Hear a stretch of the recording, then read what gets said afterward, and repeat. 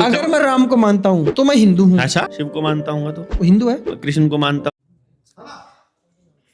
मैं उनको नहीं छूऊंगा, वो डॉक्टर साहब का विषय है, मेरा विषय। अगर मैं राम को मानता हूँ तो मैं हिंदू हूँ। अच्छा, शिव को मानता हूँ तो वो हिंदू है। कृष्ण को मानता होगा तो हिंदू है। परमात्मा को मानता हूँ तो हिंदू है। और कुरान वाला परमात्मा और हिंदुओं वाला परमात्मा अलग अलग है। मैं हास्य वाले बाबा जी है उनका इंटरव्यू करने गया उन्हें भी बाबा जी का कि जो भी पीरों को मानते हैं वो पाकिस्तान चले जाएं। आपने ये बोला कि भाई जो पीर को मानते हो मेरे पास ना आए, वो पाकिस्तान चले जाएं। क्या वो हिंदू देश के नागरिक नहीं है?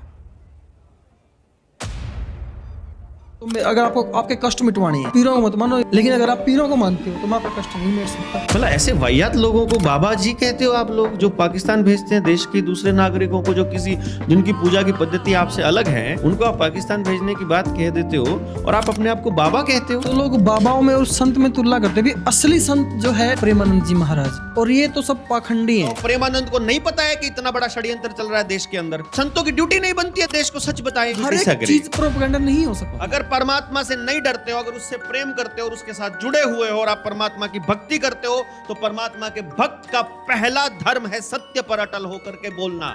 और सत्य यह है कि आपके साथ ठगी हो रही है। क्या उसे नहीं मालूम है कि नरेंद्र मोदी कैसे सत्यानाश कर रहा है? आप नरेंद्र मोदी के पीछे क्यों पड़े? क्या बाबा का पावरफुल होना भी जरूरी है? उसके आसपास 4-5 सिक्योरिटी गार्ड चलने भी जरूरी है? अगर बाबा को पैसा चाहिए अपना काम करने के लिए, अगर बाबा को सिक्योरिटी गार्ड चाहिए अपनी रक्षा के लिए, अगर बाबा को पूरा मीडिया का तंत्र चाहिए अपने प्रचार के लिए, तो मतलब परमात्मा की शक्ति में उसे यकीन नहीं है। भारतीय जनता पार्टी का सारा धंधा पाकिस्तान, मुसलमान और राम, इन 3 नामों पे बड़ा चलता है। इनके पास गोडसे की कमी नहीं है। जब तक इनकी सेटिंग रहती है तब तक वो खूब फलते फूलते हैं सारे बाबे। सबके यहाँ नेताजी चरण स्पर्श करने के लिए आएंगे, और जिस दिन इनकी सेटिंग खराब होती है बाबा जी जेल में जाएंगे। और नेता जब किसी बाबा के चरणों में गिरता है तो वो प्योर प्रोपेगेंडा और नाटक होता है। जैसे ही किसी बाबा ने इंसान और इंसान में फर्क किया, वो ढोंगी हो जाएगा।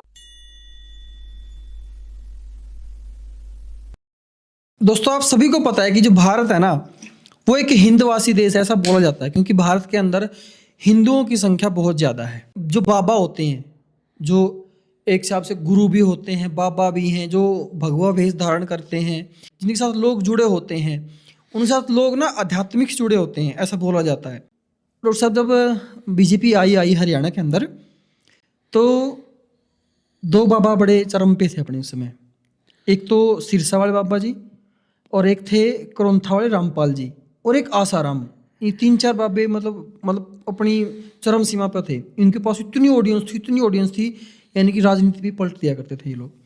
फिर बीजेपी आई और इनके बाबाओं के ऊपर थोड़ा पहले कुछों के ऊपर केस पहले चल रहे थे, कुछों के ऊपर बाद में चले, और इनको जिस तरीके से भी किया, मुकदमे चलाए गए, फिर इनको पकड़ा गया तब भी बहुत ज़्यादा हिंसा हुई।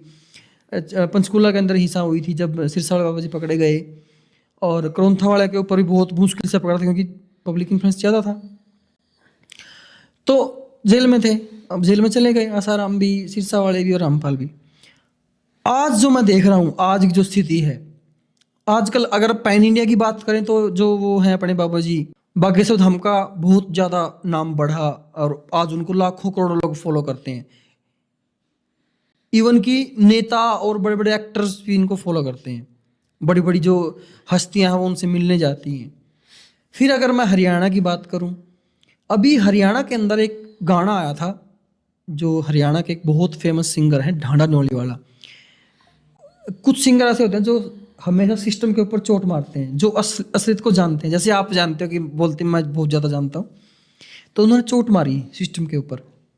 और जो भी पाखंडी थे, जो भी भगवाधारी पाखंडी थे, जो भगवा बेस के भगवा पहनकर बहुत ज़्यादा गलत काम करते थे, पाखंड फैलाते, उनके ऊपर गाना निकाला, चोट मारी। तो बहुत सारे फिर ये बात चल पड़ी, भाई ये तो भगवाधारियों को बोल रहा है, ये तो सनातनियों को बोल रहा है। मतलब उस गाने की लाइन चेंज करवा दी, उस बंदे ने भी चेंज कर दी, लेकिन ये बोला कि मन में तो जो मेरे है वो रहेगा। आप मेरे मन की स्थिति थोड़ी चेंज कर सकते हो, मेरे गाने के बोल चेंज कर सकते हो, लेकिन जो मेरे मन में है वो तो है, और जो रियलिटी है वो सच्चाई है। मतलब पहले बाबाओं का विस्तार होना, फिर उनको दबा देना, फिर उनको उठाना, क्या सिस्टम चल रहा है। और आजकल तो हरियाणा के अंदर 2 बाबे और फेमस हो रहे हैं। रामपाल जी तो पहले ही मतलब अब जो किसानों का साथ दे के जब बाढ़ आई थी, तो उसमें किसानों का साथ दिया और उनकी हेल्प करी, कहीं मोटरें वितरित की, कहीं कैसे वितरित की। फिर अब किसानों ने उनको सम्मानित भी किया किसान रत्न से। जो बाबा जी जेल के अंदर हैं किसी मुकदमे के अंदर, उनको किसान रत्न से सम्मानित किया जा रहा है। अब बात आती है, एक हास्य वाले बाबा जी हैं, हास्य वाले बाबा जी भी आजकल बहुत ज़्यादा प्रचलित हो रहे हैं। मतलब क्या खेल है आपकी दृष्टि से, अगर इनको देखें क्या है ये खेल? देखो राहुल भाई, मतलब चाहे अभी आप कुछ भी समझेंगे और हमारे देखने वाले भी नाराज हो सकते हैं, बहुत सारे लोग हमारे से। मैं स्टार्टिंग जानना चाहता हूँ, जब इनका खेल शुरू हुआ। जो आपने जो लाइन शुरू में बोली थी, मैं पहले उसकी बात करूंगा। हम्म। आपने बोला कि ये देश जो है ये हिंदुओं का देश है, शुरुआत में ही आपने बोला। ये लाइन आपकी गलत है। हिंदू संविधान के अनुसार तो सब एक समान है। ना, मैं संविधान की बात ही नहीं कर रहा हूं, मैं बात कर रहा हूं हिंदू भारतवासी है ही नहीं। आपको ये बात समझ में आना चाहिए। क्या बोल रहे हो आप? हाँ, हिंदू भारत के लोग नहीं हैं, और ना ही जो हिंदू धर्म है या हिंदू वासी कर रहे हो आप? मैं कह रहा हूं जो हिंदू पंथ को मानने वाले लोग हैं, किसी भी पंथ को मानने वाले लोग, इंसानियत के अलावा, प्रकृति के अलावा किसी को भी अपना भगवान मानने वाले लोग भारत के लोग नहीं हैं। ये आपको पता होना चाहिए। ऐसा मतलब इसके बाकी बारे में सारे विस्तार से बताओ, वैसे तो देखो, मजा नहीं आएगा। 2011 की सुप्रीम कोर्ट की एक जजमेंट है, हम्म। जिसमें सुप्रीम कोर्ट ने यह कहा इस देश के जो असली मालिक हैं वो आदिवासी हैं, जिनकी संख्या 8% है, और बाकी का जो 92% है, चाहे आर्य हैं अपने नाम के पीछे लगाने वाले, चाहे हिंदू लगाते हैं, चाहे मुसलमान लगाते हैं, चाहे ईसाई लगाते हैं, चाहे बौद्ध लगाते हैं, चाहे वो जैन लगाते हैं, चाहे वो मतलब जो भी लोग हैं बाकी इनके अलावा, वो सारे लोग शरणार्थी हैं, बाहर से आए हैं, माइग्रेटेड हैं। ये सुप्रीम कोर्ट का जजमेंट है, मैं नहीं कह रहा हूं। पहली बात तो ये। दूसरी बात, हिंदू धर्म के बारे में जब बातें आई हैं कि हिंदू धर्म इतना पुराना है, भारत उससे भी पुराना है। हम लोगों ने, भारतीय जनता पार्टी की आपने बात करी, भारतीय जनता पार्टी का सारा धंधा पाकिस्तान, मुसलमान और राम, इन 3 नामों पे बड़ा चलता है। पाकिस्तान बनाई 1947 में था, ठीक है। मुसलमानों का जिक्र उसी दौर में आने लगा था, उससे पहले तो हिंदू और मुसलमान इकट्ठे मिलकर लड़ा करते थे। और राम के आने से पहले भी किसी ना किसी को पूछते होंगे इस धरती के लोग जरूर। ऐसा तो है नहीं कि राम जो है आखिरी था या राम पहला था, राम से पहले भी लोग थे। ये पंथ जो है, हिंदू पंथ है, ये केवल एक ऐसा पंथ है जो किसी भगवान का भी बाप होने का मौका आपको दे सकता है। जैसे दशरथ है, राम का भी बाप हो गया, मतलब कि वो अवतार थे, अवतार का बाप हो गया। बाकी कहीं पर ये आपको विवरण नहीं मिलेगा। रही बात दूसरी, जो मैंने कहा था, हिंदू कोई धर्म नहीं है, ये एक पंथ है, ये एक पूजा की पद्धति है खाली, ना कि कोई, ये आप लोगों को, हम लोगों को सब झूठ बहका करके और भावनाओं को भड़काने का काम और उस पर राजनीति करने का काम करते हैं। पहले तो ये स्पष्ट आपको होना चाहिए। और भारत, जिसको भारत कहते हैं, वो कभी भी हिंदू राष्ट्र नहीं बन सकता। इसको हिंदू राष्ट्र बनाने की जो बात करते हैं वो फ्रॉड लोग हैं, वो नकली लोग हैं, वो राजनीतिक लोग हैं जो इस तरह की बात करते हैं। क्योंकि हिंदू राष्ट्र ऑलरेडी है, नेपाल जैसा देश हिंदू राष्ट्र है, वहां क्या है, मतलब उनसे बेहतर स्थिति पे तो जो मुस्लिम राष्ट्र है वो है। हिंदू राष्ट्रों से तो बेहतर स्थिति पे है ना, वहां तो मुसलमान नहीं है ना आपको परेशान करने वाले। लेकिन बहरहाल ये तो बात हो जाएगी पंथों की आपस में सांप्रदायिकता की, उस पर तो मैं जाऊंगा नहीं। जिस बात पर मैं जा रहा था कि भारत हिंदू राष्ट्र क्यों नहीं बन सकता, क्योंकि भारत भूमि जो है, उस भूमि को कहते हैं जहां की व्यवस्था जंगल से चलती है, जहां व्यापार नहीं व्यवहार से चला जाता है, और जहां पूजा केवल प्रकृति की होती है। जैसे हमारे गांव में, गांव का जो देवता है वो खेड़ा है, और जो खेत है, जो आदमी का जो देवता है, वो उसके पूर्वज हैं, जिनको वो खेत में स्थापित करता है, पितरों के रूप में उनको जाना जाता है। तो किसान का जो देवता है वो उसके पूर्वज हैं, और गांव का जो देवता है वो खेड़ा है, जिसने वो गांव बसाया था। और केवल यही भारत है। जंगल का देवता पेड़ है, सूर्य है, वो उसको मानते हैं, प्रकृति मतलब। इसके अलावा जो शहर में रहने वाला आदमी है वो पंथ को मानने वाला आदमी है। ये मैं अगर भारत की संरचना की बात करूं तो जब भी कोई व्यक्ति अपने आप को हिंदू कहेगा वो भारतीय नहीं रहेगा। ये सुप्रीम कोर्ट की जजमेंट का एक मैं आपको हवाला दे रहा हूं, और ये प्रकृति के हिसाब से भी, मैं भारत की संरचना के हिसाब से भी बता रहा हूं। इसीलिए भारत को खत्म करना है तो भारत की इस डेफिनेशन को खत्म कर दो। तो इसमें हिंदू भी लगा है, मुसलमान भी लगा है, यानी जो कट्टरपंथी हिंदू है और कट्टरपंथी मुसलमान है वो दोनों इसी काम पे लगे हैं कि भारत के गांव की संरचना और जंगल आधारित अर्थव्यवस्था को तोड़ दो और व्यापार आधारित पूरा समाज बना दो तो भारत टूट जाएगा। इसीलिए एमसीडी के अंदर 12 गांव आ गए, शहर जिला नया बना दिया तो शहर की परिधि में गांव को निगल जाएगा, मतलब हर एक शहर गांव को निगलता जा रहा है। जैसे हमारा हम असंध में बैठे हैं तो ये जयसिंहपुर को निगल गया, इधर से वो दूसरे गांव, ये जो आसपास के गांव हैं उन सबको निगल गया ये शहर।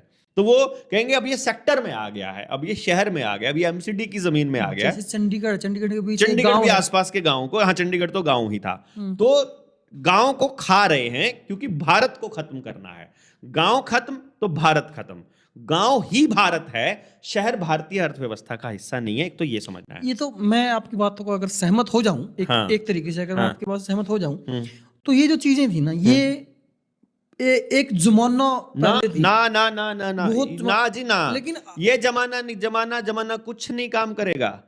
आप जिस व्यवस्था के तहत चल रहे हो वो किसकी बनाई हुई है? आईपीसी किसकी बनाई हुई है? इंडियन पुलिस एक्ट किसका बनाया हुआ है? भारतीय संविधान किसका बनाया हुआ है? गवर्नमेंट ऑफ इंडिया एक्ट 1935 ही भारत का संविधान है, आपको ये पता होना चाहिए। उन्होंने बाबा साहब को आगे रख दिया ताकि हम और बाबा साहब को फॉलो करने वाले लोग लड़ते रहें आपस में, ताकि असली मुद्दे से ध्यान भटक करके बाबा साहब पर केंद्रित हो जाए, ताकि अभी जो ध्यान असली बात पर ध्यान भटक करके और हिंदुत्व पर चला जाए, ताकि जनता पार्टी को, भारतीय जनता पार्टी को अपना एक मुद्दा मिल जाए। और मैं ये रिस्क ले रहा हूं बेसिकली, ये सब बोलने का इसलिए ले रहा हूं क्योंकि मुझे मालूम है कि वो प्रोपागेंडा रचते हैं इसके लिए, तो वो कुछ भी कर सकते हैं। वहां इनके पास वो क्या बोलते हैं इनको, वो गांधी की हत्या किसने की थी? गोडसे। इनके पास गोडसे की कमी नहीं है, बहुत समलैंगिक लोग घूमते हैं इनके बीच में जो सिर्फ मरने का बहाना ढूंढते रहते हैं और मारने का भी, इसलिए मुझे नहीं ये दिक्कत है। मैं जो बात कह रहा था वो ये थी कि जो स्ट्रक्चर है उस स्ट्रक्चर से नहीं भाग सकते आप, चाहे पुरानी हो चाहे नई हो।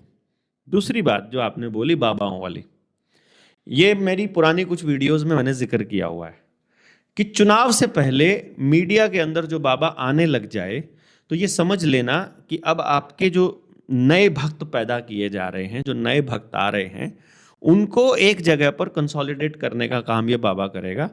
और नेता जब किसी बाबा के चरणों में गिरता है तो वो प्योर प्रोपेगेंडा और नाटक होता है। नेता ऐसे किसी बाबा को ना तो दिल से मानता है, ना ही उनके साथ इनका कोई ऐसा कोई भावनात्मक रिश्ता होता है, और ना ही धर्म नाम की कोई चीज़ इनमें होती है। यदि नेता धार्मिक होगा तो देश में करप्शन नहीं होगा। यदि नेता सचमुच भगवान को मानने वाला होगा तो वो गलत काम देश में होने ही नहीं देगा, वो अपने डिपार्टमेंट्स को कभी बिगड़ने ही नहीं देगा, वो कभी गलत तरीके से वोट लेने की बात ही नहीं सोच सकता, वो कभी परमात्मा के रास्ते से अलग जाने की बात ही नहीं सोच सकता। तो नेताओं का इन बाबाओं के चरणों में गिरना मात्र एक वोट बैंक को लालायित करते हुए इनकी जीभ लपलपाती है ना, लोग जहां दिख जाते हैं इनकी तो वैसे ही जीभ लपलपाती है कि हाँ माल पड़ा है, यहाँ वोट पड़ी है, इन वोटों को ढूंढ लो। तो ये काम नेताओं का पुराना है। रही बात बाबाओं की, कोई भी बाबा बन सकता है आज के टाइम पर, और सबसे ज्यादा ढोंगी आदमी ही अपने धर्म का प्रचार करता है। मैं आपको ये बताऊं, आप एक धार्मिक आदमी हो और आप धर्म का प्रचार करते हो, मतलब मुझे बड़ा आश्चर्य हुआ। मैं अगर देख स्पेसिफिक बात करूं, हाँ हांसी वाले बाबा जी हैं, हाँ वो इनकम टैक्स डिपार्टमेंट में उनकी गवर्नमेंट नौकरी थी, और वो गवर्नमेंट नौकरी छोड़ के बाबा बने और लोगों का पर्चा देखते हैं, जैसे बाबा बागेश्वर देखते हैं ना, ऐसे पर्चा देखते हैं वो कि भाई तेरे अंदर, तुम्हारे घर के अंदर क्या दिक्कत है, तो नौकरी क्यों नहीं लग रहा है, तुम्हारा घर में ये जो हुआ ये क्यों हुआ, कुछ मर गया या कोई तुम्हारा पहले पितर है, ऐसा कुछ, मतलब वो देखते हैं, पर्चा बनाते हैं लोगों का। तो सरकारी नौकरी छोड़ के मतलब बाबा बनना, मतलब आपकी थिंकिंग क्या है इसके पीछे? देखो, सरकारी नौकरी छोड़कर हम जैसे लोग क्रांतिकारी बने हुए हैं, लड़ाई लड़ रहे हैं समाज की, अपना बिजनेस छोड़ करके, और गालियां खाने का काम करते हैं, ठीक है, और वो लोगों के पैर ढोंगी और प्रोपेगेंडा तो आपको बोला जाता है कि आगे जाके राजनीतिक पार्टी बनाएगा। ये राजनीतिक पार्टी बनाना ढोंग कहाँ से हो गया? मान लीजिए आपकी बात को सही मान भी लें हम, नहीं, आपकी मतलब- बात बाद में करते हैं, पहले वो बात करो बाबा है ना, भाई, हाँ। मतलब वो ढोंग कहाँ से, वो तो एक प्रोसेस का हिस्सा है सामाजिक जीवन का। लेकिन बाबा बन करके आप वोटों की खरीदारी और बेचना करना, ये तो गलत काम है ना। अब आपको मैं बताऊं, मेरी किसी पत्रकार से बात हो रही थी और वो बाबा के साथ जाता है, तो एक बाबा बोल रहा है मेरा सोशल मीडिया हैंडल संभाल लो और तुम्हें इतने लाख रुपए महीने के मैं दिया करूंगा। और एक बाबा बोल रहा है मेरे एक कार्यक्रम कवर करो, तुम्हें एक कार्यक्रम कवर करने का 20,000 रुपये दिया करूंगा। तो बस उसी से समझ में आ जाना चाहिए कि 20,000 रुपये इन्वेस्टमेंट करके वो कितने लाख का खेल खेल जाते हैं। दूसरी बात, अगर आपको धर्म अधर्म, बाबा ढोंगी, इन सब में अगर फर्क और भेद देखना होगा तो आपको एक बात समझनी पड़ेगी, परमात्मा को समझना पड़ेगा आपको थोड़ा सा, और बाबाओं की भाषा शैली को देखना पड़ेगा। यदि बाबा किसी देवता को अपना टारगेट बना रहा है, कोई बांके बिहारी को ले लेता है, कोई राम को अपना ले लेता है, कोई कहता है मैं तो शिव का भक्त हूं, कोई कह देता है ये भक्ति ना बेसिकली ये एक व्यक्तिगत टास्क है, ये एक मेरा व्यक्तिगत मसला है। जैसे मैं अपनी पत्नी से कितना प्यार करता हूं, मैं अपने बच्चों से कितना प्यार करता हूं, मैं अपने देश से कितना प्यार करता हूं, वैसे ही मैं किसको मानता हूं और किसकी पूजा करता हूं, ये उतना ही सीक्रेट चीज है। ये मेरे घर में मनाने की चीज है कि मैं घर में किसकी पूजा अर्चना करता हूं, और इसका मैं कभी भी सड़क पर हम ढिंढोरा नहीं पीटते हैं कि मैं अपनी माँ से इतने प्यार करता हूं। आपने कभी बोला सड़क पर खड़ा होकर आई लव यू माँ? लेकिन आई लव भारत माता कहते हैं, जो भारत माता की जय बोलने वाले नौटंकियों के लिए बोल रहा हूं मैं। जब आप सचमुच प्रेम करते हो ना, तो आप शांति से प्रेम करते हो, तब आपको चिल्लाना नहीं पड़ता है। चिल्लाया जाता है बहरों को सुनाने के लिए, या आप अंदर नहीं सोच रहे होते, आपके अंदर नहीं बज रहा होता, जब आपको बाहर नाटक करना होता है तब आपको चिल्लाना पड़ता है। या तो किसी को सुनाना है या आपको दिखाना है, तब चिल्लाना पड़ता है। ये प्रेम ऐसा ही होता है, और भगवान के प्रति जो प्रेम होता है वो भी ऐसा ही होता है, परमात्मा के प्रति प्रेम। तो परमात्मा एक ऐसी चीज, एक ऐसी ऑब्जेक्ट कह लो, ऐसी पावर कह लो, एक ऐसा एंटिटी कह लो, या ऐसा कॉन्शियसनेस, कुछ भी आप व्हाटएवर यू, नहीं आपको जो भी लगता है, मतलब मैं उस पर मैं नहीं जाऊंगा कि मैं क्या मानता हूं।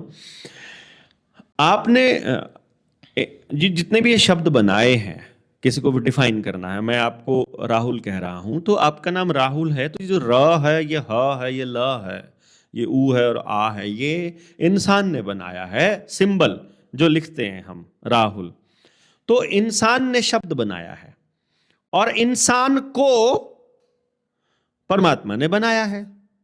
तो इंसान परमात्मा को कैसे डिफाइन कर सकता है? मान लो ये माइक है, ये इंसान ने बनाया है, तो इंसान तो इसको डिफाइन कर सकता है कि माइक ऐसे काम करता है और इसका मैनुअल ये है। ये माइक तो इंसान को वापस एक्सप्लेन नहीं कर सकता ना, क्योंकि इसकी औकात नहीं है इंसान को एक्सप्लेन करने की, इसकी लिमिट अपने तक ही सीमित रहेगी। तो इंसान की औकात नहीं है परमात्मा को एक्सप्लेन करने की, क्योंकि उसकी लिमिट इंसान से ऊपर सोच नहीं सकती है। इसको समझना पड़ेगा बहुत आसानी से। तो जो भी व्यक्ति परमात्मा को एक्सप्लेन करने की बात कर रहा है वो ढोंगिया है, एक्सप्लेन किया ही नहीं जा सकता। ये प्योर अनुभव का विषय है, प्योरली अनुभव का विषय है, ये कॉन्शियसनेस का विषय है।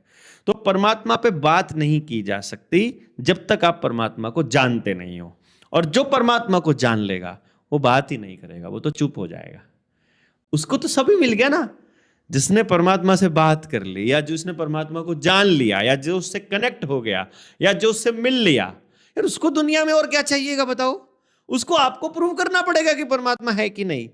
वो आपका सर्टिफिकेट से मानेगा ना। जिसने जो सब सारी दुनिया को मनाने वाली चीज, सारी दुनिया को बनाने वाली, कंट्रोल करने वाली उस चीज से उसका साक्षात्कार हो गया, अब वो आपका सर्टिफिकेट लेने के लिए माइक पर बैठेगा क्या? भीड़ को बताएगा क्या कि तुम मानो कि मैं परमात्मा से सीधा कनेक्टेड हूं, कि मैं उसका भक्त हूं? वो सर्टिफिकेट मांगेगा। मैं तो इससे मूर्ख आदमी कोई नहीं मानता। यार सर्टिफिकेट ही लेना है तो बड़ी पावर का लो ना, इसका क्या लेना है? ये तो नीचे एक चैनल चला रहा है राहुल, तो एक देवेंद्र का सर्टिफिकेट लेके क्या करोगे? ये तो अपने जनता सरकार मोर्चा में घूम रहा है भोगता हुआ। तो मेरे आपके सर्टिफिकेट से उसको फर्क पड़ने वाला नहीं है जो परमात्मा से साक्षात्कार कर लेगा। इसलिए जो भी बोल रहा है परमात्मा पर, वो झूठ बोल रहा है, क्योंकि सत्य एक ही होगा।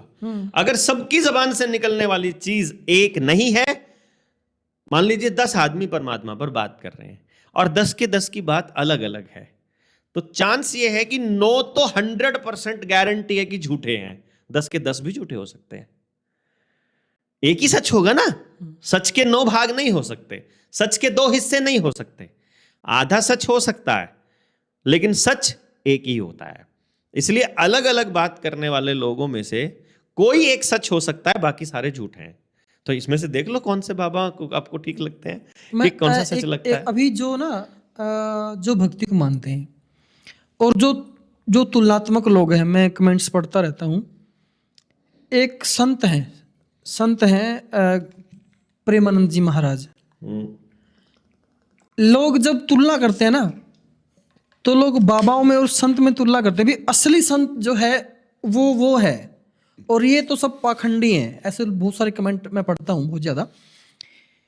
जो वो संत हैं प्रेमानंद जी महाराज, वो लोगों में वो बांटते हैं मेरे ख्याल से, जो लोगों को करना चाहिए भक्ति और अपने माता पिता की सेवा, और मतलब ये बस सिर्फ वही सिखाते हैं। वो ये नहीं बोलते मेरी पूजा करो, मैं पर्चा बनाता हूँ, मैं ये देखता हूँ, मैं तुम्हारा भविष्य देख सकता हूँ, ये करता हूँ। वो सिर्फ सिखाते हैं वो। और एक तरफ है वो लोग जो इन बाबाओं को मानते हैं। मेरे पड़वाओगे सिर, मुझे पता है।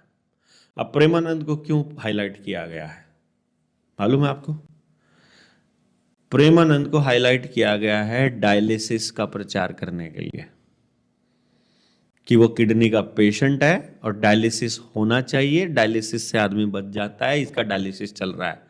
सिर्फ डायलिसिस का प्रचार करने के लिए और प्राइवेट अस्पतालों की मौज के लिए प्रेमानंद को हाईलाइट किया गया है। मैं आपकी बात ठीक है, सहमत नहीं हूँ। ना हो, let us agree to be disagree. चीज प्रोपेगेंडा नहीं हो सकती भाई मैं कह रहा हूं, आप एक बात बताओ, प्रेमानंद को नहीं पता है कि इतना बड़ा षड्यंत्र चल रहा है देश के अंदर?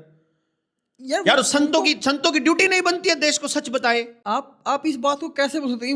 वो भी एक प्रोपेगेंडा है। मैं कह रहा हूं संत की ड्यूटी नहीं बनती है क्या? उसको दिखाई नहीं दे रहा है देश कैसे मर रहा है?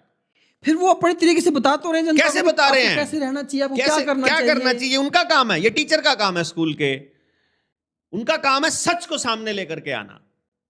हर कोई हर किसी का, अगर परमात्मा से नहीं डरते हो, अगर उससे प्रेम करते हो और उसके साथ जुड़े हुए हो और आप परमात्मा की भक्ति करते हो, तो परमात्मा के भक्त का पहला धर्म है सत्य पर अटल होकर के बोलना। और सत्य यह है कि आपके साथ ठगी हो रही है,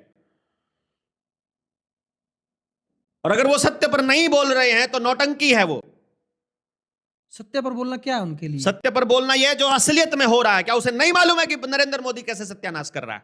आप नरेंद्र मोदी के पीछे क्यों पड़े? राहुल गांधी कैसे सत्यानाश कर रहा है? चलो और बोलो, वो उसके साथ लग के कर रहा है। राहुल गांधी कैसे सत्यानाश कर रहा है? जैसे जो नरेंद्र मोदी कर रहा है। अभी अभी प्रधानमंत्री कौशल विकास योजना पे तो बात कर ही रहे थे। वो नाश नहीं है, धोखा नहीं है वो देश के साथ। जो आदमी 140 करोड़ लोगों की आंखों में धूल झोंक रहे हैं मिलकर के सारे पॉलिटिशियंस, उनका पर्दाफाश करना नहीं बनता उनकी जिम्मेदारी।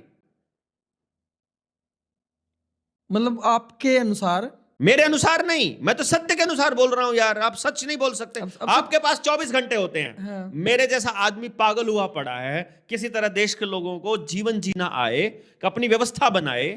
प्रेमानंद महाराज आज तक किसी को यह नहीं बता पाए अपनी व्यवस्था कैसे बनानी है, अंग्रेजों से कैसे मुक्ति पानी है, बैंकिंग सिस्टम कितना फ्रॉड है, ये पूरा मेडिकल माफिया कितना बड़ा फ्रॉड है, नहीं मालूम है उनको। अब सारा काम उन्हीं के ऊपर थोड़ा थोप दिया जाएगा। मैं कब कह रहा हूं सारा काम? महीने में एक दिन तो बोल लें, साल में एक दिन तो बोल लें, जिंदगी में एक बार तो बोल दें। मुझे अभी आपके अंदर एक प्रोपेगेंडा नजर आ रहा है। बताओ क्या? कि आप हर एक चीज के अंदर प्रोपेगेंडा ढूंढते हो। यार मैं ढूंढ दिया मैंने, अब आप उसको काट के दिखाओ। मैं तो ये कह रहा हूं ना, कहने से नहीं होगा ना, प्रूफ दो मुझे ये बताओ। मैं ये कह रहा हूं देश के साथ ठगी हो रही है, ये आपको भी पता है, ये मुझे भी पता है, देखने वालों को भी पता है, सबको पता है। ये बात अगर प्रेमानंद को नहीं पता है तो वो आंखें नीचे क्यों पड़ा है? आंख खोल ले। और अगर उसे पता है तो वो जानबूझकर देश की जनता को नहीं बता रहा है। यही बागेश्वर के साथ हो रहा है, वो क्यों नहीं बता रहा? और हरियाणा में कोई भी है यार, जितने भी नौटंकी हैं ये सारे के सारे जोन से भी हैं, जो देश को सच बताएगा वही असली संत है। सत्य पर अडिग होने वाला आदमी, जो परमात्मा के अलावा किसी से नहीं डरता है, जिसको अपना धंधा चौपट होने का खतरा नहीं है, जिसको अपना आश्रम नहीं बचाना, जिसको अपनी पब्लिक के अच्छे या बुरा लगने से कोई फर्क नहीं पड़ता। मैं ले रहा हूं ना खतरा मोल इनके बारे में बोलने का। मुझे नहीं पड़ता है फर्क, भले ही सड़क पर जा करके लाठियों मैं से आपको भांज बताता दें। हूँ, मैं हास्य वाले बाबा जी हैं, उनका इंटरव्यू करने गया तो कि उन्होंने बाबा एक जी बात क्या बोली क्यों थी। यार, तो उन्हें भी बाबा जी का जो बाबा जी मतलब जो भी लगाते हैं, उनका जो भी संज्ञा है वो हास्य वाले बाबा जी के नाम से जाने जाते हैं। तो मैंने उनका इंटरव्यू किया, वो क्या बोलते थे कि जो भी पीरों को मानते हैं वो पाकिस्तान चले जाएं, भाई मेरे यहाँ सिर्फ सिर्फ हिंदू आना चाहिए। तो जो भारत के अंदर जो मुसलमान रहते हैं, जो मुस्लिम समुदाय के लोग रहते हैं, तो क्या वो फिर नहीं है इन बाबाओं के अकॉर्डिंग? तो हिंदू होने का सर्टिफिकेट कौन देगा भैया, कहाँ से मिलता है ये बताओ पहले तो। हिंदू होने की यूनिवर्सिटी कहाँ है भारत में, कौन डिक्लेयर करेगा हम हिंदू हैं, कैसे जो declare होगा? मैं मान लो आप अगर मैं, हिंदू हो? देखो अगर मैं अच्छा चलो मैं आपसे पूछता अगर मैं राम को मानता हूँ तो मैं हिंदू हूँ। अच्छा अगर मैं इस्लाम मैं मतलब शिव को मानता हूँ कुरान को मानता हूँ मैं तो शिव को मुसलमान मानता हूँ। हूँ तो हैं? शिव को मानता हूँ तो वो हिंदू है, अच्छा कृष्ण को मानता होगा तो हिंदू है, परमात्मा को मानता हूँगा तो हिंदू है। अगर कुरान वाला परमात्मा और हिंदुओं वाला परमात्मा अलग अलग है? फिर ये तो मुद्दा ही है ना देश के अंदर, ना ना ना ना, ये तो मुद्दा ही है, मैं ही कह रहा हूँ उनका परमात्मा और हमारा परमात्मा अलग अलग है। ये तो मुद्दा ही है ना देश के अंदर। यार हिंदू और मुसलमान केवल पूजा करने की एक पद्धति मात्र है, हाँ, परमात्मा सबका एक ही है। ये सब बोलते हैं, ऐसा मेरा भी मानना है, ठीक है ना, ऐसा मेरा भी मानना है है। ना। तो फिर ये हिंदू होने का सर्टिफिकेट देने वाला वो बाबा कौन होता है, हाँसी वाला कौन होता है? वो कहता है कि तुम पीरों को मत मानो, तुम अगर आपको आपके कष्ट मिटवाने हैं, जो आपके कष्ट हैं, लेकिन अगर आप पीरों को मानते हो तो मैं आपका कष्ट नहीं मिट सकता। मेरा कष्ट है हाँ, कि ये सरकार लोगों को धोखा दे करके हमारे स्कूलों को बंद कर रही है। हाँसी वाला बाबा या प्रेमानंद या वो बागेश्वर वाला, कोई एक इन स्कूलों को बिकने से बचा दे बस। मेरे देश की शिक्षा व्यवस्था ठीक कर दे, भारत के लिए शिक्षा व्यवस्था बना दे। है कोई बाबा गारंटी लेने वाला? कोई एक बाबा, किसी का भगवान है कोई? क्यों लेगा वो? क्यों नहीं लेगा यार, सबके कष्ट मिटा रहा है, मेरे नहीं मिटा सकता वो। वो तो सिलेक्टिव होता है। अच्छा मतलब इसका मतलब प्लान करके आते हैं, सिलेक्टिव होता है। तो मैं कह दूंगा हिंदू हूं, सर्टिफिकेट कागज पे लिख के भी दे दूंगा, फिर मिटा दे। आप जाओ उनके पास। मैं क्यों जाऊं, मिटा दे, मेरे यहीं से बैठ के मिटा दे। नहीं, वो देखेगा ना आपके हाथ में क्या, कौन सी रेखा कैसे क्या है। ओहो, चलो कोई तो जाएगा वहां उनसे पूछने के लिए कि मेरे ये कष्ट मिटा दो भाई। या उनको ही दिख जाए, क्या पता। अगर उन इतनी बड़ी सेटिंग है उनकी परमात्मा के साथ दुख मिटाने वाली, तो देश के लोगों का, इतने लाखों अच्छा, अब लाखों आप करोड़ों मेरे को बच्चों ये का बताओ, भविष्य बर्बाद होते हुए बचा अब ले। आप मेरे को ये बताओ, कोई एक पर्सन है और उसको लाखों लोग मानते हैं, बाबा रामपाल है जैसे, अब वो किसी मुकदमे के अंदर जेल में बंद है। अगर संविधान के अनुसार देखें तो वो मुजरिम है, अगर किसी केस के अंदर सजा काट रहा है, और लोग उसको सम्मानित कर रहे हैं किसान रत्न से, क्योंकि उन्होंने किसानों की सेवा करी। जब बाढ़ आई तो उन्होंने उनकी सेवा करी कि कहीं पानी निकलवा दिया, कहीं मोटरें दे दी। अब लोगों के पास भी दो ऑप्शन हो गए, अगर संविधान के अकॉर्डिंग मान के चलें तो वो मुजरिम को रत्न, किसान रत्न दे रहे हैं, सम्मानित कर रहे हैं। अगर तो वो इंसान को माने तो इंसान ने उनकी सेवा करी है तो उन्होंने एक इसलिए तो किसान सबसे रत्न दे पहले दिया। देखो, इसमें राहुल भाई आपको जो समझना पड़ेगा वो ये कि जिन लोगों ने उनको सम्मानित किया है उनको आप किसान नहीं कह सकते, ठीक है ना। क्योंकि किसानी की ठेकेदारी किसी एक संगठन या एक ग्रुप या कुछ चुनिंदा लोगों ने नहीं ले रखी है, पहली बात तो ये। ना ही आप उनको लोग कह सकते, कुछ लोग कह सकते, कुछ लोगों ने उनको सम्मानित किया, ऐसा बोल सकते हो। लोग नहीं है, मैं भी लोगों में आता हूं, अदरवाइज मैं भी देश की जनता में आता हूं। तीसरी बात, संविधान में तो हमेशा से ही जहां सरकारों को सूट नहीं करता है, जहां सत्ताधारियों को सूट नहीं करता है, उसी को जेल में भेजने का प्रोविजन है। इसलिए संविधान के हिसाब से अगर किसी को सजा हुई है और अगर पुलिस ने वहां सबूत प्लांट करे हों या कुछ भी किया हो, तो मैं उसको भी पूरी तरह से नहीं मानता हूं। ठीक है भाई, मेरे साथ तो हुआ है, मेरे साथ तो बीती है। मैंने किसी पुलिस वाले के साथ बदतमीजी नहीं की थी, लेकिन मेरे ऊपर मुकदमा चल रहा है कि तुमने सरकारी अधिकारी के ऊपर हाथ उठाया।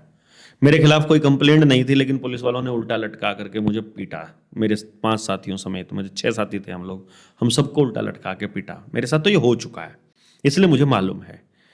रही बात उनको परमात्मा की संज्ञा देने की, और दूसरी बात देखो, बाढ़ आई थी, उन्होंने मोटर, पंप, पाइपें और समाज को बचाने का काम किया।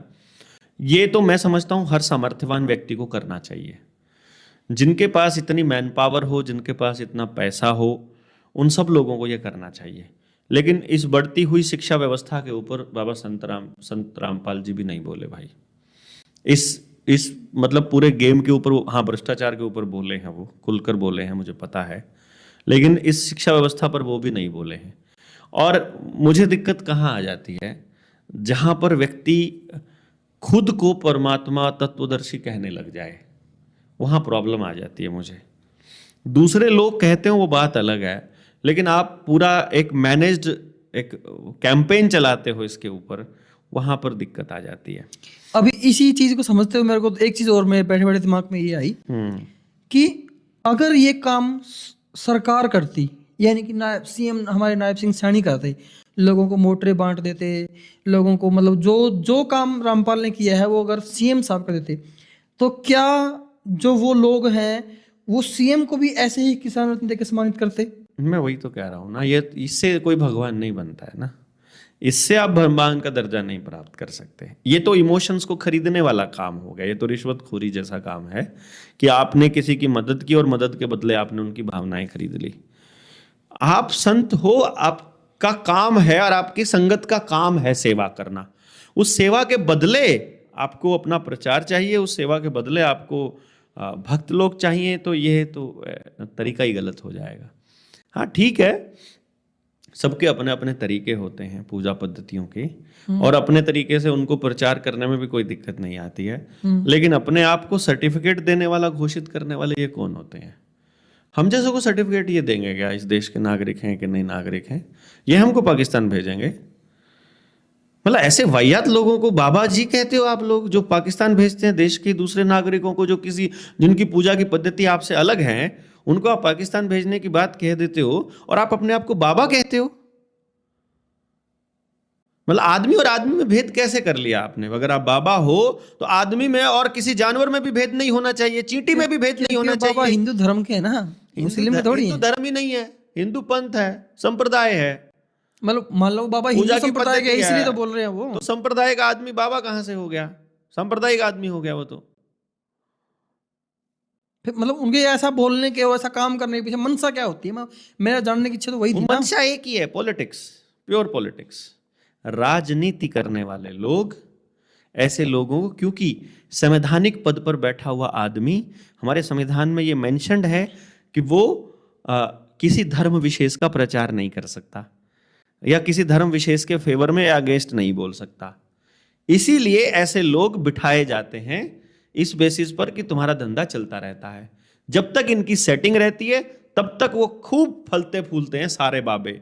सबके यहाँ नेताजी चरण स्पर्श करने के लिए आएंगे, और जिस दिन इनकी सेटिंग खराब होती है बाबा जी जेल में जाएंगे।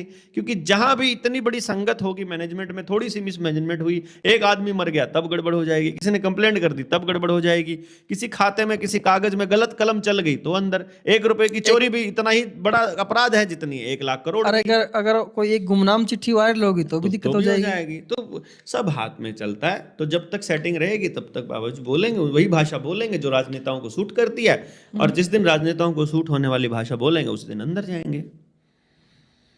हम जैसे लोग राजनेताओं से भी पंगे लेते हो, ऐसे बाबाओं की भी। मतलब तो फिर चल क्या रहा है इन बाबाओं के नाम पर? मतलब क्या मनसा, क्या वही राजनीति फिर? Pure politics, nothing else. Power, politics, power और पॉलिटिक्स। अभी पैसे की MX और प्लेयर लोगों पे एक की। वेब सीरीज आई थी आश्रम, और आश्रम जो वेब सीरीज थी ना, मतलब प्योर पाखंडवाद, प्योर जो चीज बाबाओं के खेल के पीछे होती है वो दर्शाई गई थी उस वेब सीरीज के जरिए, कि बाबा, एक जो बाबा उसके अंदर जो रोल है वो करता क्या है, किस तरीके से करता है। नहीं देखो, इसमें जो वेब सीरीज पे आप यकीन करने लग जाओगे तो कई बार अच्छे लोग भी होते हैं, अच्छे बाबा भी होते हैं, जो सचमुच अपना शांति से और सम्मान से जीना चाहते हैं, और जो आसपास के लोग उनको बड़े आदर भाव से पेश आते हैं और उनके अंदर सचमुच परमात्मा का रूप देखते हैं, और वो उनके साथ जुड़े रहना चाहते हैं उस संगत में, तो उनकी भी छवि धूमिल होती है। ये भी गलत है। मीडिया में जब भी बोला जाता है, या तो वो ये बताए कि उन्होंने कौन से बाबा की बात करी है।